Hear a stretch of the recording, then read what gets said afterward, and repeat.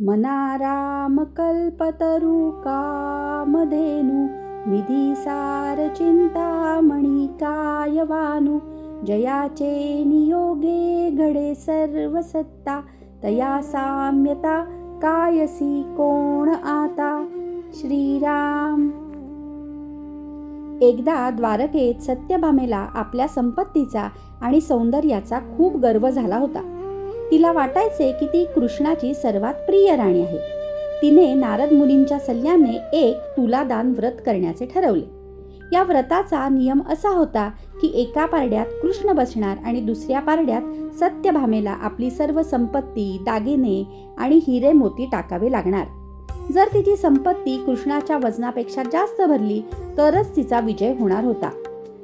सत्यभामेने आपले सर्व दागिने, सोन्याची नाणी आणि राजकोषातील संपत्ती एका पारड्यात ओतली. पण भगवान श्रीकृष्णाचे पारडे हलले सुद्धा नाही.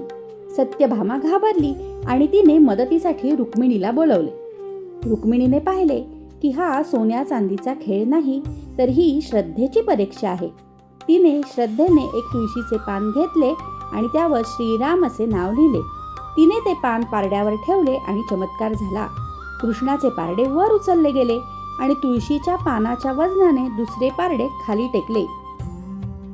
असं म्हणतात की या प्रसंगी हनुमंताने सूक्ष्म रूपाने तिथे उपस्थित राहून हे दाखवून दिले की ज्या रामाच्या योगाने संपूर्ण सृष्टी चालते त्या रामाचे केवळ नावच हे जगातील कोणत्याही हिरे माणकांपेक्षा श्रेष्ठ आहे.